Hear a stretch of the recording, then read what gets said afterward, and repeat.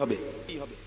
আমরাও ব্যক্তিগতভাবে ফজরের নামাজে আমাদেরও মেয়ে ছেলে কষ্ট করেই উঠাই, 2 বারের জায়গা 4 বার, 4 বারের জায়গা 6 বার ডাইকা উঠাই। যতক্ষণ পর্যন্ত না ওঠে, অজু না করে, ততক্ষণ পর্যন্ত ডাকা বন্ধ করি না।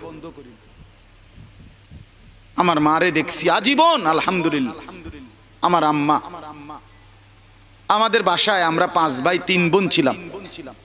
ঘন্টা কিনছে মা, ওই যে স্কুলে যে ফিডে এমনি টুং টুং টুং করে ঘন্টা ফেটে না, এরকম গোল যে পিতলের রেডি বেল আর কি, বেল ফিডে যে, আমার আম্মা এটা কিনে আনাইছে বাসা। আজীবন আমার মা দেখছি আমগো রোমে রোমে গিয়া ফজরের ওয়াক্তে বেল এটা মানে এই ঘন্টা ফিরতেন, বেল ফিরতেন। যতক্ষণ না উঠতাম, বের না হইতাম, মা এটা ফিডা বন্ধ করতেন। কত সময় আমার মনে আছে মারে কইতাম, মা উঠছি তো, এটা ফিডন বন্ধ করেন না। মা কইতেন, না ফুত উঠছি তো, হোতার থেকে ওইটা নাই বুঝি, ওড়ো ওড়ো আগে হোতারতে উঠটা দুয়ার খোলো। যতক্ষণ দরজা না খুলতাম, বের না হইতাম, বাথরুমে না যাইতাম, মানে ওযুর জন্য, মা থামতেন। বিনিময়ে আলহামদুলিল্লাহ আল্লাহর দয়া আমার আম্মা মাত্র 4 পাস করছে, 4 ক্লাস 4, 5 পাস করে নাই মা। প্রাইমারি স্কুলে ক্লাস 4 পর্যন্ত পড়ছে, এরপরে ক্লাস 5-এ উঠছে। মা কইছে, কফুত আর কয়দিন পরে তোর নানি কইছে আর স্কুলে যাইও না, তোমার বিয়ে। কি এর বিয়ে, বিয়ে কি তাই না তো বুঝছি না, বুঝেন নাই কথাটা। সেই মার ঘরে আলহামদুলিল্লাহ এই 4 পাস করি না, মার ঘরে 5 ছেলে, 5 ছেলেই আলেমে দ্বীন হইছে। আমরা 5 ভাই আলেম, আলহামদুলিল্লাহ আল্লাহর দয়া। মা 1 সেকেন্ডের জন্য দ্বীন শিখাইতে বলেন নাই। এজন্য বলছি বাপ, মাদেরকে আন্তরিক হওয়া দরকার। হাল ছেড়ে দিছে মারা, সেই মা কই? হ্যাঁ, সুন্দর কথা বলছেন, সেই মা কই? খাজা মুঈনুদ্দিন চিশতি রাহমাতুল্লাহি আলাইহি, ওনার হাতে ইতিহাসের কিতাবে আছে, বারবার আমরা পড়ছি, 90 লক্ষ হিন্দু কালেমা পড়ে মুসলমান হয়েছে। 9 লাখ না, 9 লাখ না, 90 লাখ।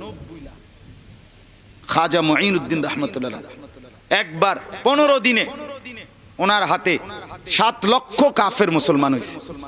উনি মারে আইসা বলছে, মা খুশির খবর মা, আল্লাহ তোমার সন্তানের হাতে মা 7 লক্ষ কাফের হিন্দু একসাথে এই 2 সপ্তাহে মুসলমান হয়েছে মা।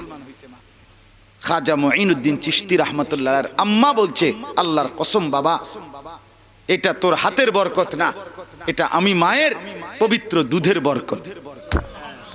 আমি 2 বছর বাবা তোকে দুধ পান করাইছি, কোনোদিন বিনা অজুতে দুধ খাওয়াই নাই। আমার আল্লাহর নাম না নিয়ে তোরে দুধ পান করাই নাই। আমার পবিত্র দুধের বরকতে আল্লাহ তাআলা তোকে এই বরকত দান করছে। মার অবদান। বড় পীর আব্দুল কাদের জিলানী রাহমাতুল্লাহি আলাইহি, তার এই এত বড় সাইয়্যিদুল আউলিয়া হওয়ার পিছনে কার অবদান? মার অবদান। ছোটবেলার মার সবক, মা সেই ছোট্টবেলার সবক দিছে, কোন অবস্থাতেই জীবনে সুখে কিংবা দুঃখে, বিপদে কিংবা মুসিবতে মিথ্যা বলবে না বাপ। এটাই তাকে সাইয়্যিদুল আউলিয়া বানায় দিছে। বাইজিদ বুস্তামির মতো মানুষ, এত বড় মানুষ হইছে, জগৎ বিখ্যাত বুজুর্গ হইছে, কার দোয়ায়? মা, মা বানায় দোয়ায়। ইমামে বুখারী রাহমাতুল্লাহি আলাইহি আল্লাহর কোরআনের পরে আসমানের নিচে জমিনের উপরে সর্বশ্রেষ্ঠ বিশুদ্ধ হাদিসের কিতাব বুখারী শরীফ। এই ইমাম বুখারী রাহমাতুল্লাহি আলাইহি এত বড় বুজুর্গ, মুহাদ্দিস, আলেম, জগৎ বিখ্যাত মানুষ হইছে, আল্লাহর কসম মার দোয়ার বরকত।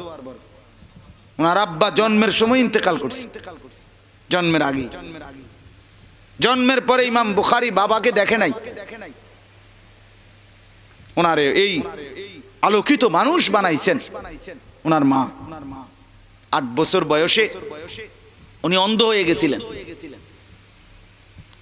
একটানা মা কাঁদতে শুরু করছে রাত ভর, আল্লাহ আমার সন্তান যদি চোখেই না দেখে, আলেম হবে কেমনে, হাদিস পড়বে কেমনে, তোমার রসুলের কথা পড়বে কেমনে, আপনি আমার সন্তানের চোখের আলো ফিরায় দেন আল্লাহ। আমি অসহায় মানুষ, আমার স্বামী নাই, আমার এতিম সন্তান, আল্লাহ আপনি আমারে বঞ্চিত করেন না। আমরা নিজে বারবার কিতাবে পড়ছি বাবা, মার চোখের পানির বরকতে আল্লাহ তাআলা হযরত ইব্রাহিম আলাইহিস সালাম স্বপ্নে দেখাইছে ওই মাকে, ইমাম বুখারীর মাকে, ইব্রাহিম নবী স্বপ্নে দেখে বলছে, মা তোর চোখের পানির বরকতে আল্লাহ তাআলা তোমার সন্তানের চোখের আলো ফিরায় দিছে। সকালবেলা ইমাম বুখারী রাহমাতুল্লাহি আলাইহি বলতেছিলেন ঘুম থেকে উঠে, মা আমি তো জগৎ পুরা দেখতেছি মা, চোখের আলোর বরকত, চোখের আলোর পাওয়ার আগের চাইতে অনেক বেড়ে গেছে। মা মার অবদান আজ মারা বাইথায় কোন সময় বুঝুন যায় না, হেবুড়ি হেবুড়ি বাইথায় কোন সময় এটা টের পাওয়া যায় না। যখনই কি শনিবার কি রবিবার, সোমবার মঙ্গলবার বুধবার, বান তুফান, রোদ বৃষ্টি, ঝড় ঘূর্ণিঝড়, টর্নেডো, সাইক্লোন, মহামারী, কিচ্ছু হেবুড়িরে বাজারের থেকে থামাইতারে না। হেবুড়ির কথা হইল ঘূর্ণিঝড়ে উল্টাই এলাক, দরকার হইলে উল্টাক, উল্টাইলে বাজারে উল্টাক, কেটে উল্টাই এলাকা। হেবুড়ি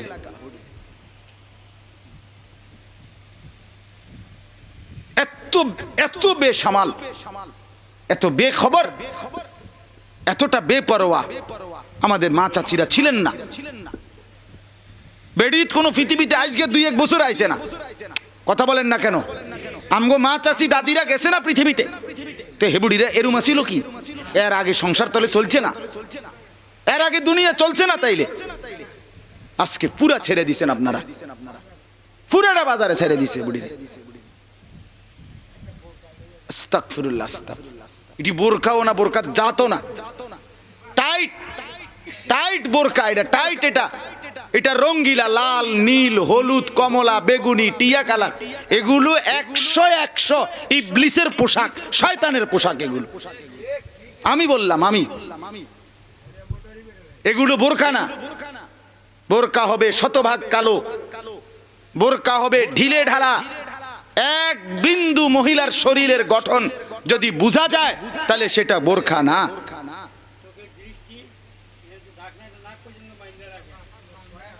একটা তো বলবেন, বললে তো এটাই তো বুঝাইলাম। সিরিফিস যেই সাইজের যে দুর কাফর লাগে, বোরকাটা বানাইতো এর দুর কাফর লাগে, এটা কির বোরকা? কথা বলেন না। থ্রি পিসও এত কালার নাই, বোরখারে যত কালার। কেন? আমনে বলবেন কইছে আচ্ছা তোরে হুজুররা, আপনারা বসে বসে চিরা খান, বেডি কি সব রংপুরের, কথা বলেন না কেন? এই এলাকার বেপরদা মহিলা যে গুণ, এগুন কি রংপুরের গুণ? তো এগুনের বেড়ত কো, এই জন্য বলে হুজুরে কইছে আচ্ছা তরে, এইটা না। আপনাদেরকে সচেতন হইতে হবে বাপ। আমি জবাব দিতে হবে না, আমি বলছি, আপনারা জবাব দিতে হবে। যিনি স্বামী তিনি জবাব দিতে হবে, যিনি বাবা তিনি জবাব দিতেই হবে, যিনি অভিভাবক তিনি জবাব দিতে। কইছি তো, কই তো, কতই তো কই হুজুর, হুনে তো না, এসব রঙের কথা বললে হবে না। আপনি নাফরমানের জন্য তাইলে যেই ছেলেটা আপনার চোখের সামনে 16 বছর ধরে, আজকে 18 বছরের ছেলেটা এক ওয়াক্ত নামাজ পড়ে না, আপনি নিজে বললেন কই তো নামাজ পড়ে না, তাহলে আপনি এর জন্য যে বিদেশের টিয়া লইতে আছেন, সুদে টিয়া উড়াইতে আছেন, কিস্তি লইতে আছেন, আপনি দুনিয়া লুবি না? আপনি কারে বুঝান? আমরা চিরা খাই, কথা বলেন না। আজকেও তো দুপুরে ভাত খাইছি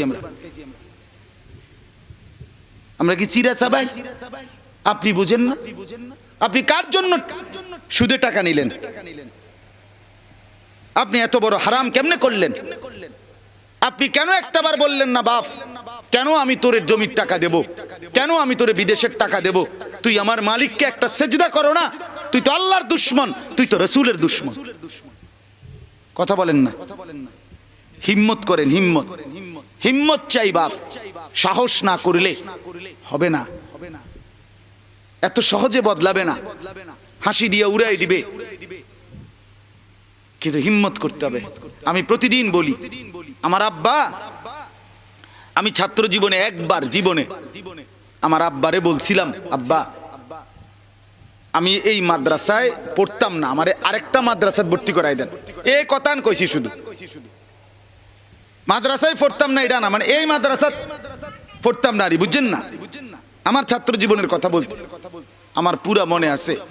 আমার আব্বা বলছে, ফুত পরের বেলা ভাত তুমি আমার ঘরে খাইও না, এক লোকমা ভাত খাইবা না, সাবধান, বেরো। তোমার জেনে মনে করে তুমি হেনে পড়ো, আর আমার ঘরে থাইকা পড়তে হইলে, আমার টাকা পয়সা খরচ করতে হইলে আমি জেনে দিছি এনেই পড়তে হবে। বাবার সেই কঠোর শাসন, আলহামদুলিল্লাহ আজকে আপনাদের সামনে দুইটা কথা বলার তৌফিক দিছে। বাবা ছেড়ে দেয় নাই সন্তানকে, সন্তানের হাতে ছেড়ে দেয় নাই। আজ আমরা চোখের সামনে নিজের ফুটফুটে ছেলেটা নষ্ট হয়ে যাচ্ছে। চুল রাখছে মানুষের মতো না, সুস্থ স্বাভাবিক কোনো চুল না, যে চুলের সাথে আল্লাহর সম্পর্ক নাই, রসুলের সম্পর্ক নাই, কোরআনের সম্পর্ক নাই, ইসলামের সম্পর্ক নাই, বাবা দাদা মুরব্বী বংশধর এলাকা পরিবার সমাজ দেশ কারোর সাথে সম্পর্ক নাই। এই ছেলেটা যে চুল রাখলো জঙ্গলির মতো, এ তো স্বাভাবিক কোনো মানুষ না, সুস্থ না, এ তো প্রতিবন্ধী কিংবা অ্যাবনর্মাল। আপনি দেখেন মিয়া,